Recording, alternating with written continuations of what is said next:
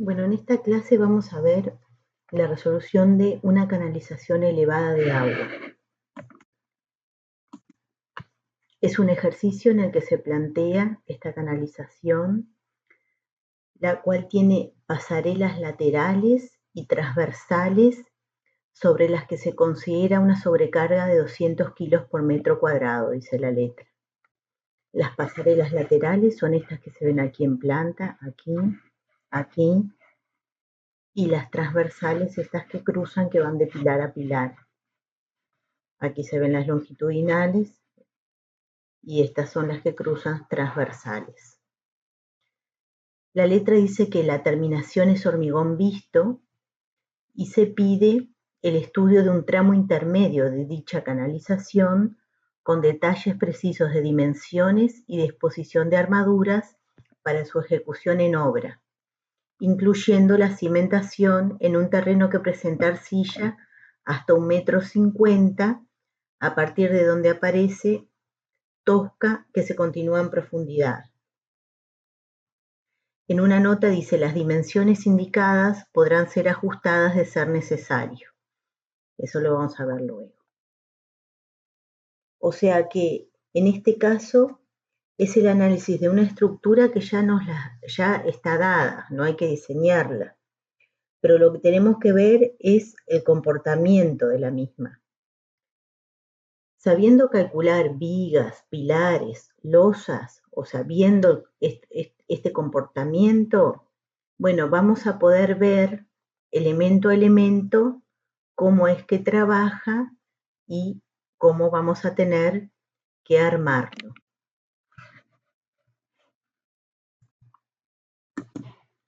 Aquí, para entender un poco mejor, se muestra una axonométrica donde se ve claramente los pilares, la canalización, las pasarelas longitudinales, son estas de aquí, y las transversales son las que cruzan. Pero volvamos a la nota que nos dice en la letra, donde dice: las dimensiones indicadas podrán ser ajustadas de ser necesario. Acá, bueno, nos dan el elemento acotado, donde, bueno, vemos la altura de lo que es tanto los pilares como la canalización, y nos da un espesor de 10 centímetros a los elementos, tanto a las pasarelas, al fondo de la canalización, a las paredes laterales de la pasarela. Y con el dato de que es un hormigón visto, yo realmente tengo que analizar a ver si esas dimensiones están correctas, ¿no? O sea, ya por norma los pilares tienen como dimensión mínima de 13 por 65 y no 10 como marca la letra. Y además, al ser hormigón visto, tengo que cuidar mucho el tema de los recubrimientos de las armaduras. Además de trabajar con un hormigón bueno, de por lo menos 250 Am por centímetros cuadrados, para poder asegurar una mayor durabilidad de la estructura, el recubrimiento es fundamental. Y uno de los elementos por el cual es fundamental el elemento es por el proceso de carbonatación que sufren las estructuras. Aquí vamos a hacer un paréntesis y hablar un poquito de qué es este fenómeno de la carbonatación, para convencernos de la necesidad de tener un buen recubrimiento en este tipo de estructuras, sobre todo en estructuras de hormigón visto. Un recubrimiento que por lo menos debe ser de 2,5 o 3 centímetros. ¿Qué es la carbonatación? Es la pérdida de pH que ocurre cuando el dióxido de carbono atmosférico reacciona con la humedad que está dentro de los poros del hormigón, convirtiendo el hidróxido de calcio, que tiene un alto pH, a carbonato de calcio, que tiene un pH más neutral. Y ustedes dirán, ¿cuál es el problema de la pérdida de pH? Bueno, es que el hormigón en su ambiente altamente alcalino, con un pH alto, que anda entre los 12 a 13 de pH, protege al acero del refuerzo, o sea, de la armadura, ahogado contra la corrosión. Esta protección se logra por la formación de una capa de óxido pasivo sobre la superficie del acero que permanece estable en el ambiente altamente alcalino. Esa capa no está en proceso de corrosión, está estable por el alto pH que tiene el hormigón.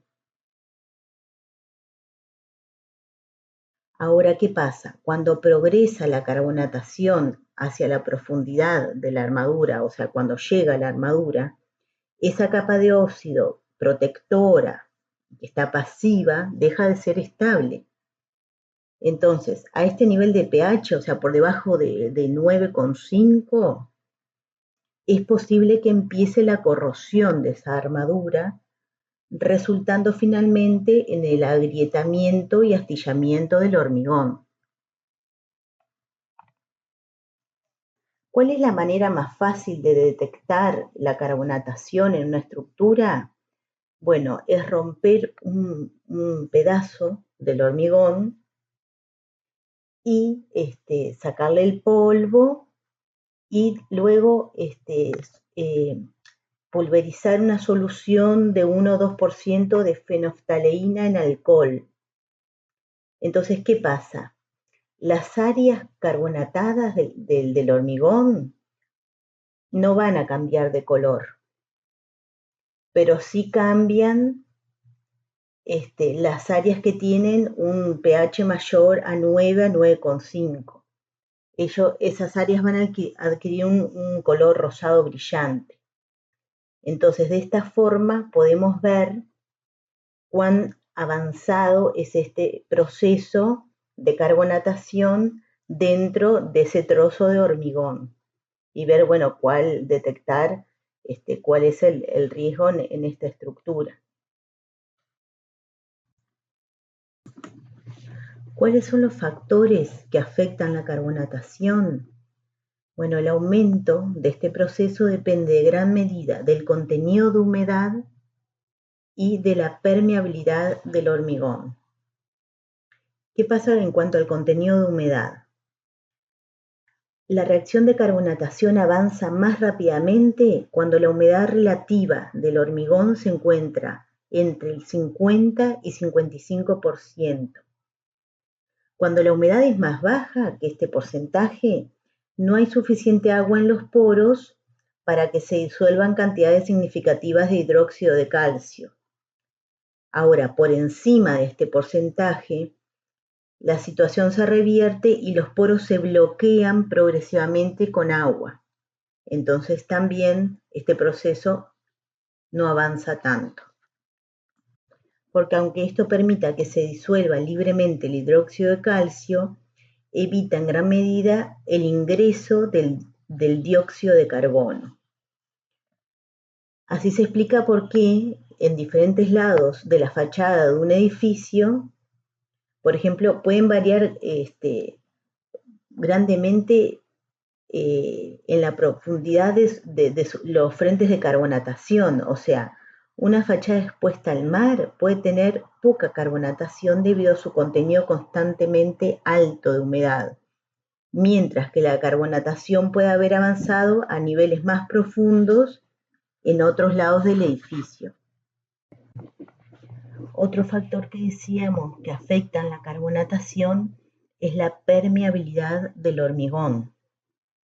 O sea, el hormigón permeable se carbonatará más rápido.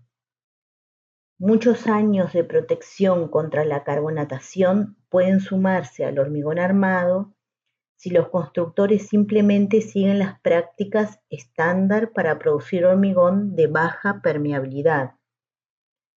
Estas incluyen relaciones bajas de agua-cemento, compactación apropiada a través de vibración, uso de puzolanas tales como cenizas volantes, humo de sílice y un curado apropiado. Todas estas prácticas reducen la permeabilidad del hormigón y hacen más difícil para el dióxido de carbono difundirse a través de él. Y bueno, fundamental el recubrimiento del hormigón y el tema de los defectos de la superficie del mismo. O sea, la carbonatación puede inclusive causar problemas de corrosión aún en hormigones de alta calidad cuando el recubrimiento del hormigón es bajo y el hormigón tiene defectos en la superficie, como grietas y pequeños orificios. Estos proporcionan una ruta directa hacia el acero de la estructura. Se pueden encontrar varias estrategias de reparación y protección para el hormigón ante la carbonatación. Se puede elegir la protección catódica si el daño de corrosión es realmente severo. Sin embargo, esta es una opción costosa y requiere la continuidad eléctrica de la armadura, así como también costos sustanciales para el mantenimiento progresivo. Otra es la realcalinización, que es una técnica bastante nueva que pretende restaurar la alta alcalinidad del recubrimiento del hormigón, extrayendo electroquímicamente un químico con alto contenido de pH en la estructura. Se trata también de una opción costosa y en la cual no hay mucha experiencia. Con frecuencia, la opción más factible es reparar y proteger el hormigón. Es una técnica, de reparación directa que atiende claramente la necesidad inmediata del propietario o del edificio. Sin embargo, la reparación del daño visible es solo el primer paso para una reparación duradera del hormigón dañado por la corrosión. Hay también recubrimientos anticarbonatación, o sea, para detener efectivamente el avance del frente de carbonatación, con frecuencia se emplean recubrimientos anticarbonatación. Al contrario de las pinturas de mampostería o de los recubrimientos elastoméricos comunes, los recubrimientos anticarbonatación están específicamente diseñados para detener el ingreso del dióxido de carbono. Estos protectores han demostrado que un recubrimiento de este tipo, de alta calidad, puede agregar protección a las varillas de las armaduras en una cantidad igual a muchos centímetros de recubrimiento de hormigón. Bueno, volviendo a nuestra estructura en estudio y esperando haberlos convencido con esta explicación de lo que es el proceso de carbonatación, es obvio pasar las secciones que en el ejercicio plantean de 10 centímetros a un mínimo de 15, ¿no? Bien. Bueno, por aquí vemos un planteo de lo que serían los diferentes niveles de mi estructura para poderlos estudiar. Vamos a tener un nivel de las fundaciones que, pensando un poco en definir estas cimentaciones, en la letra decía que teníamos arcilla hasta menos 1,50 y luego empezaba tosca, ¿no? Claramente es conveniente irnos a la tosca, que no está tan profunda, o sea, sería un nivel de cimentación adecuado a menos 1,60, o sea, utilizar la profundidad a nivel de tosca, meternos un poquito en ella, unos 10 centímetros siempre es recomendable, para asegurarnos que sea parejo el suelo, ¿no? Que estemos siempre en tosca.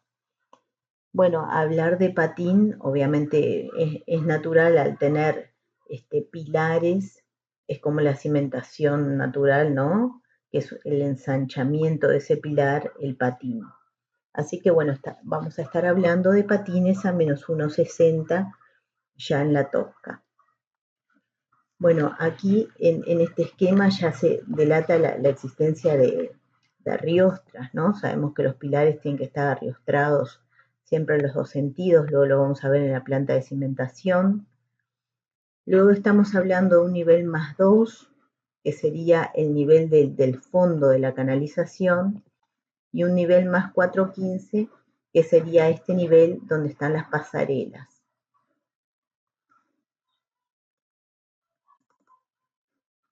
Bueno, si pasamos a ver las plantas de esos niveles que veíamos recién, entonces tenemos el nivel de fundaciones, que decíamos a menos 1,60, donde aparecen nuestros patines y el nacimiento de los pilares.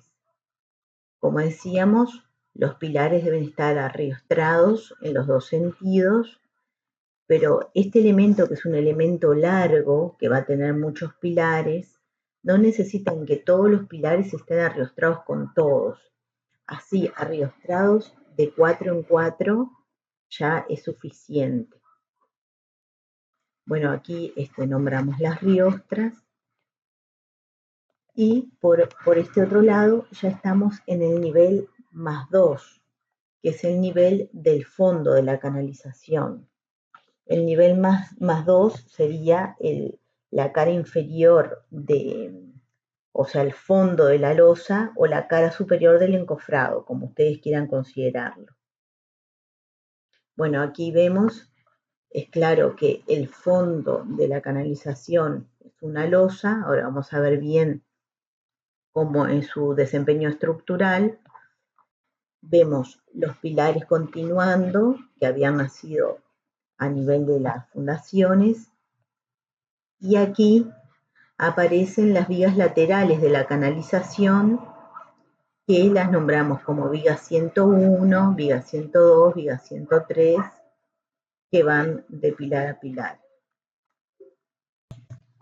Y este es el nivel superior, donde el nivel de fondo de losa sería más 4,15, donde están apareciendo las pasarelas longitudinales, que también, bueno, son claramente como lositas en ménsula, y las pasarelas transversales, que son estas que van de pilar a pilar. Aquí es hueco porque, bueno, es la canalización, ¿verdad? Y acá aparecen, y ven como en este nivel igual se nombran viga 101, viga 102, ¿por qué? Porque es la misma viga que nació en el otro nivel y siguió hasta ese. No la puedo nombrar distinto porque me confundiría, pensaría que son dos vigas. No, son las mismas vigas que nacieron en el nivel inferior, en el nivel más 2, y ahora lo vemos en este nivel. A todas estas plantas sería conveniente que una vez que termine el ejercicio, ustedes puedan agregarle las armaduras, ¿no?, que les faltan. Pero bueno, nosotros a nivel del ejercicio se la mostramos así, y después vamos a ir viendo cómo se resuelve el armado y ustedes lo pueden agregar a continuación.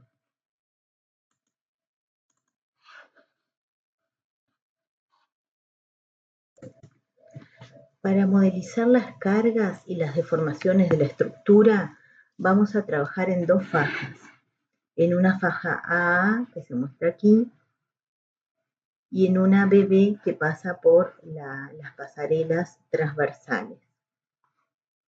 A la deformación vamos a volver luego. Bueno, entonces si vemos la faja AA, que trabajamos de 1 metro de ancho, ¿no?, está aquí. Vamos a ver cuáles son las cargas que tiene esta faja. Tiene el peso propio, considerando de 15 centímetros de espesor, una sobrecarga que por letra decía que eran 200 Dan por metro cuadrado, y después vamos a tener el tema del agua, ¿no? Al ser una canalización, tengo que considerar la canalización tanto llena como vacía, y el agua me va a generar peso a lo que es el fondo y me va a generar empuje en las caras laterales. Entonces, si vemos aquí la sección cargada, vemos en lo que son las pasarelas longitudinales, tenemos el peso propio más la sobrecarga, que nos da 575 Dan por metro. Después, en lo que es el fondo de la canalización, tenemos los 200 Dan por metro del agua, porque nuestra estructura tenía un alto de 2 metros, y sabemos que el agua pesa 1000 kilos por metro cúbico, y a la vez el empuje de esta misma agua, que empieza en 0 en la parte superior y se hace 2000 en el fondo, que va a empujar las paredes laterales de la canalización. Entonces, si pasamos aquí, donde vamos desmembrando los diferentes elementos de la estructura, vemos cómo vamos a analizar cómo trabaja cada elemento de esta estructura. Podemos ver cómo las caras laterales tienden a abrirse por efecto del empuje del agua, pero las pasarelas transversales lo evitan, trabajando así como tensores, aquí como se muestra, ¿no? Lo que es el empuje, pero esto no se termina de abrir hacia los costados porque las pasarelas transversales lo evitan. Entonces podemos modelizar las caras laterales de la canalización como losas frente al empuje lateral del agua, ¿no? A estos empujes que descargan en las pasarelas longitudinales y en la cara inferior. O sea, aquí ya están mostradas las reacciones, pero en realidad esta pared lateral va a descargar aquí y aquí, ¿no? O sea, como losa descarga en el fondo y en estas pasarelas longitudinales. A su vez, las pasarelas longitudinales, estas, y la cara inferior, sometidas a su peso propio, sobrecargas y el peso del agua, transmiten a las caras laterales cargas verticales, que son estas y estas. O sea, de nuevo, estas son las reacciones, pero esta losita va a descargar aquí, esta losita va a descargar aquí. Entonces, esas cargas verticales las flexan en el sentido longitudinal, trabajando por lo tanto también como viga que está apoyada en los pilares, va de pilar a pilar. Es una viga continua que no tiene proporción de viga alta, por poco no tiene proporción de viga alta. Luego, si vemos lo que es el fondo de la canalización, esta está sometida a tensoflexión. Flexión por el peso propio y el del agua, y tracción por las descargas horizontales que le producen las caras laterales frente al empuje del agua. Luego, las pasarelas longitudinales trabajan como losa ménsula empotrada en las caras laterales, como habíamos visto, para resistir su peso propio y la sobrecarga de uso. Pero también trabaja como viga apoyada de pasarela transversal a pasarela transversal con la descarga de la cara lateral por el empuje del agua. Y por último, las pasarelas transversales, como ya las habíamos mencionado, trabajan como losa por su peso propio y por la sobrecarga, y como tensores donde se apoyan las pasarelas longitudinales, o sea, tensores que evitan que las pasarelas longitudinales se abran. Aquí se muestra en esta sección que está considerada con agua y con sobrecarga los diagramas de cortante y de momento que necesitamos para, bueno, ver cómo es nuestra deformada, de qué lado están las tracciones y cómo es el armado de este elemento, ¿no? Es importante ver, y obviamente se va a tener que materializar esto, como los momentos de los diferentes elementos se transmiten a los otros, o sea, tenemos una continuidad entre un elemento y otro, así como se ve como el momento de la ménsula se transmite a las caras laterales. Luego, bueno, tenemos el momento producido por el empuje del agua. También se va a transmitir el momento aquí. O sea, aquí también se muestra la continuidad también con el fondo de la canalización, que tiene su momento por el peso propio y el peso del agua, y aquí se da la continuidad con las paredes laterales. Bueno, acá se muestra ya la deformación de la faja A, tomada a través del diagrama de momentos, donde se muestran los puntos de inflexión de los momentos y, bueno, cómo se forma, ¿no?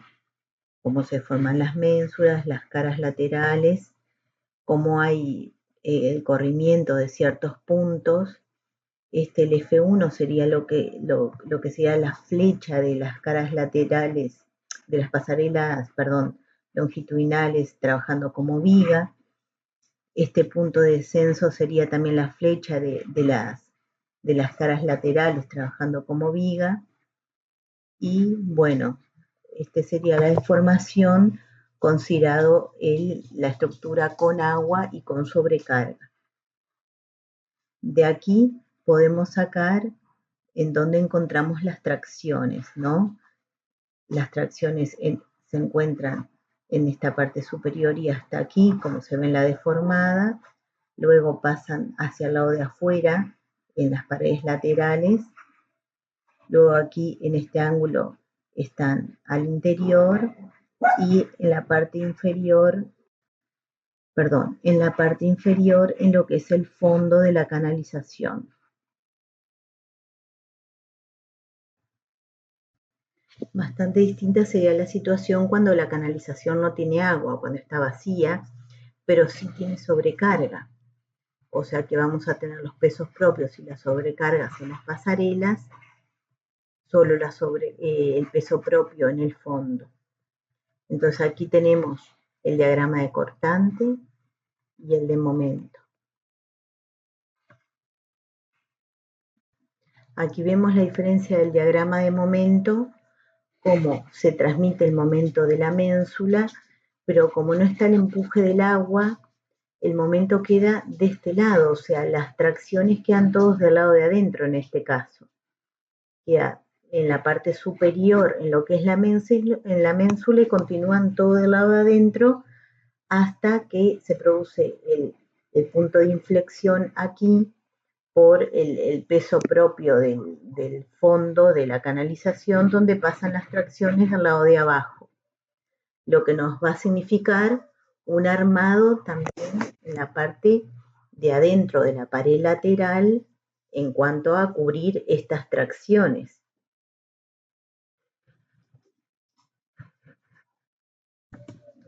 Si consideramos una tercera situación que no está graficada, pero la podemos razonar de acá, donde no hubiera sobrecarga en lo que son las pasarelas longitudinales, esto implicaría que este momento sería más pequeño, este también, y este momento sería mayor.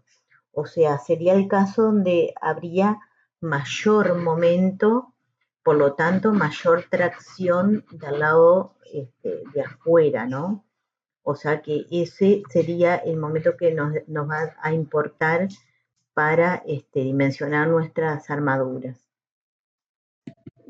Bueno, acá empezamos a ver un poco el armado de las paredes laterales.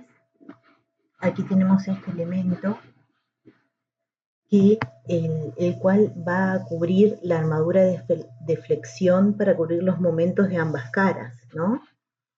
¿Se acuerdan que teníamos tracciones por acá cuando había empuje de agua y tracciones por acá cuando estaba vacío? También nos puede servir como armadura de cortante, o sea, estribos a la hora del trabajo como viga que tenía la pared lateral.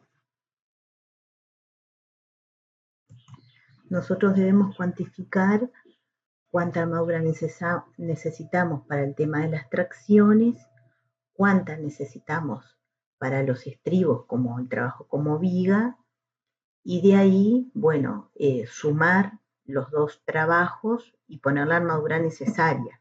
Quizás necesitemos más tipo estribos o de repente tenemos que reforzar con solo hierros para los momentos exteriores, ¿no? Y poner solo la armadura de losa.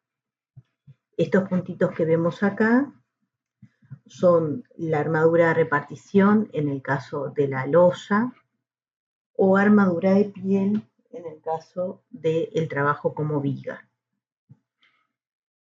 Después vemos este elemento, cómo se continúa para aquí, para la ménsula, que también este recurso se genera aquí en este estribo que tiene también esta parte de la pasarela longitudinal, y esto es para darle la continuidad entre el elemento pasarela y la cara lateral, ¿no? Para así se produce la transmisión de los momentos y trabaja la estructura continua.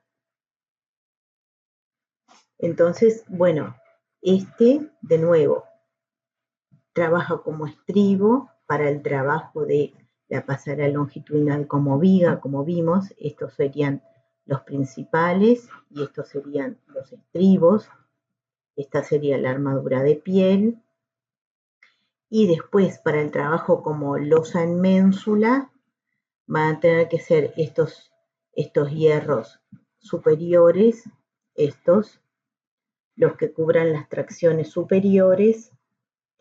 Y bueno, y estos serían los de repartición de lo que sería el elemento losa en ménsula, o como ya dijimos, bueno, trabajan como hierritos de armadura de piel en el trabajo como viga. De nuevo, la continuación del elemento estribo para la cara lateral, para la continuidad de un elemento con el otro. Y bueno, por aquí, por otro lado, vemos el tema del fondo, ¿no? En el fondo veíamos que teníamos tracciones del lado de abajo, que tenemos que cubrirlo, tracciones del lado de arriba, en este ángulo aparecían tracciones. Debemos generar una continuidad que lo podemos generar a través de este rulo, que a la vez que cubren las tracciones del lado de adentro, le da continuidad entre la cara lateral y el fondo. Viendo un corte por lo que son las pasarelas transversales, o sea, ya en lo que sería la faja BB, veíamos que la pasarela transversal tenía un trabajo como losa y como tensor. Entonces tenemos que, bueno, tener el armado como para estos dos trabajos. Es conveniente poner un estribado, puede ser Fisesca 25 mínimo, para posicionado de los hierros, y ya funcionan como la armadura de repartición de la losa. Acá vemos, de esta forma, podemos armar el tema de los tensores, los cuales se agarran hacia un lado y hacia el otro, y de esta forma resisten que no se abran o sea, resisten el empuje de las pasarelas longitudinales que se abren al abrirse las paredes laterales por el empuje del agua. Acá tenemos el armado completo de toda la sección, cortado por la sección BB, donde, bueno, aparecen, en realidad está cortado por los pilares, ¿no? Aparecen los pilares que van hacia arriba, donde nunca se interrumpen los estribos de los pilares. Y aparecen, sí, ahí, bueno, luego la llegada de los hierros de las caras laterales, ¿no?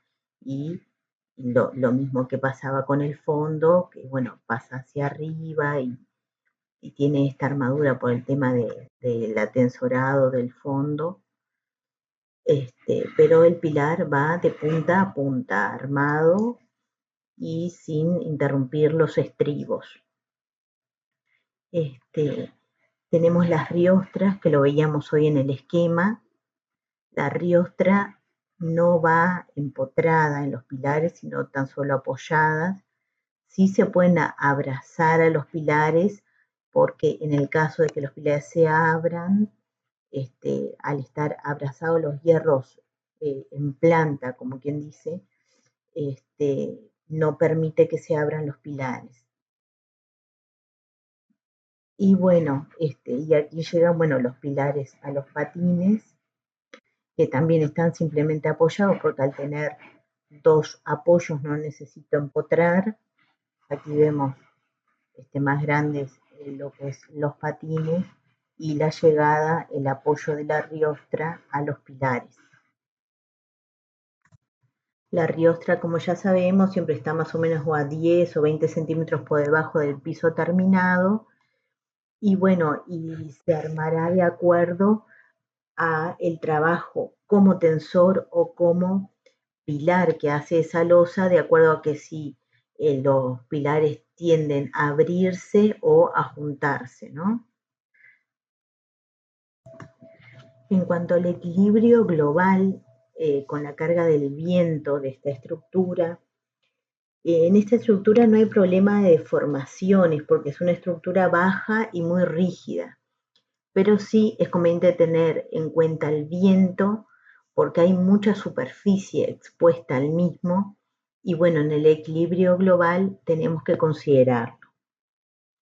Entonces aquí tenemos la P, que es la resultante vertical, ¿no?, de toda esta estructura, y la B de viento, de lo cual la sumatoria de ambas nos dan una resultante R inclinada, ¿no? P más B es igual a R, que es esta inclinada.